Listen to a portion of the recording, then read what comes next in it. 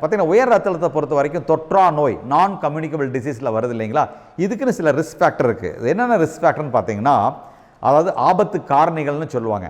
ஒன்று வயது அதிகமாக உயர் ரத்த அழுத்தம் வர்றதுக்கான வாய்ப்பு ரொம்ப அதிகமாக இருக்கும். அடுத்தது பார்த்தீங்கன்னா உடற்பருமன், அதாவது வெயிட் ரொம்ப அதிகமாக இருக்கக்கூடியவங்களுக்கு உயர் ரத்த அழுத்தம் வர்றதுக்கான வாய்ப்பு அதிகம். ஸோ வெயிட் குறைஞ்சாலே ஆட்டோமேட்டிக்காக அவங்களுக்கு பிபி குறைஞ்சிருங்க தான் உண்மை. அடுத்து பார்த்தீங்கன்னா ஃபெமிலியல் ஹிஸ்ட்ரின்னு சொல்லுவோம். குடும்ப ரீதியாக மரபணு ரீதியாக அப்பா அம்மாவுக்கு இருந்திருக்கலாம், அதை தாத்தா பாட்டிக்கு இருந்திருக்கலாம். அந்த மாதிரி இருந்தால் அந்த குடும்பத்தில் இருக்கக்கூடிய வாரிசுகளுக்கு வர்றதுக்கான வாய்ப்பு இருக்குது.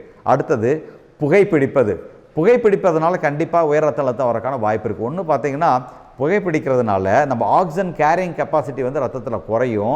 அப்போது இருதயம் இன்னும் சிரமப்பட்டு பிளட்டை இன்னும் ஃபாஸ்ட்டாக பம்ப் பண்ணி எல்லா இடத்துக்கும் பிளட்டை திரும்ப அனுப்புறவங்க, அதனால் பிளட் ப்ரெஷர் ஷூட் ஆகலாம்.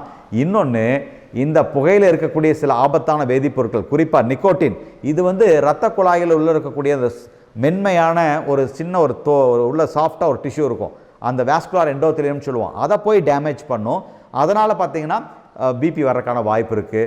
சிலருக்கு பார்த்தீங்கன்னா ஆடட் சால்ட் எடுத்துக்குவாங்க. ஆடட் சால்ட்னா என்னென்னு பார்த்தீங்கன்னா, இப்போ தயிர் சாத்துக்கு உப்பு போட்டுக்கிறோம், ஊறுகாய் சேர்த்திக்கிறோம், வடகம் சேர்த்திக்கிறோம், உப்பு கலந்த சில உணவுகள் அதிகமாக எடுத்துக்கூடியவங்களுக்கு இந்த உயர் ரத்த அழுத்தம் வரக்கு ஒரு காரணம் இருக்குது. பட் இது 100% இன்னும் ப்ரூவ் பண்ண முடியல. பட் ஸ்டில் அது ஒரு ஃபேக்டராக தான் பார்க்குறாங்க. டயட்ரி சோடியம், அதே மாதிரி பொட்டாசியம் குறைவாக இருக்கக்கூடிய உணவு எடுத்துக்கிட்டாலும் வர்றதுக்கான வாய்ப்பு இருக்குது. ஒன்ஸ் அகைன் இது பார்த்தீங்கன்னா ஒரு அண்டர் ரிசர்ச். அடுத்தது பார்த்தீங்கன்னா அதிகமான மன அழுத்தம். மன அழுத்தம் இருந்தால் உடம்புல நிறைய ரசாயன மாற்றங்கள் இருக்கும். குறிப்பாக கேட்டகோலமைன்ஸ்னு சொல்லக்கூடிய அந்த அட்ரினலின், நார் அட்ரினலின் ரிப்பீட்டடாக ரிலீஸ் ஆகுங்க. இந்த ஸ்ட்ரெஸ் ஹார்மோன்ஸ்னாலையும் பிபி வரும். அதோட இன்றைக்கி பார்த்தீங்கன்னா மன அழுத்தத்தால் என்னான்னு பார்த்தீங்கன்னா நிறைய பேர்த்துக்கு வாழ்க்கை முறை மாறும். மது அருந்துதல், புகைப்பிடித்தல், இது போன்ற விஷயங்கள் ஆட்டோமேட்டிக் இதோட வந்து ஒட்டிக்கும். அப்போது இதனாலையும் பிளட் ப்ரெஷர் அதிகமாகும்.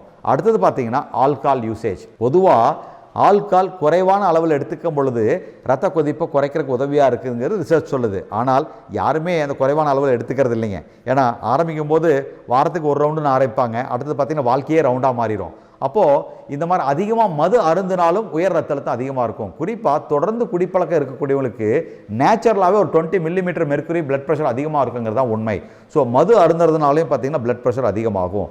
ஸோ இந்த மாதிரி நிறைய ரிஸ்க் ஃபேக்டர்ஸ் இருக்குது. அதோடு பார்த்திங்கன்னா இந்த செடன்ட்ரி லைஃப் ஸ்டைல் பார்த்திங்கன்னா எப்போ பார்த்தாலும் எந்த வேலையும் செய்யாமல் அப்படியே சாப்பிட்டுட்டு தூங்குறது, சோபாவில் உட்காந்துக்கு, சேரில் உட்காந்துட்டு, இந்த ஒயிட் கலர் ப்ரொஃபஷனில் இருக்கக்கூடியவங்களுக்குலாம் பார்த்திங்கன்னா இந்த பிளட் ப்ரெஷர் அதிகமாக வரக்கான வாய்ப்பு இருக்குது. என்ன காரணம் பார்த்திங்கன்னா, இந்த செடன்ட்ரி லைஃப் லீட் பண்ணக்கூடியவங்களுக்கு நார்மலாகவே இந்த ஹார்ட் ரேட் அதிகமாக இருக்கும்.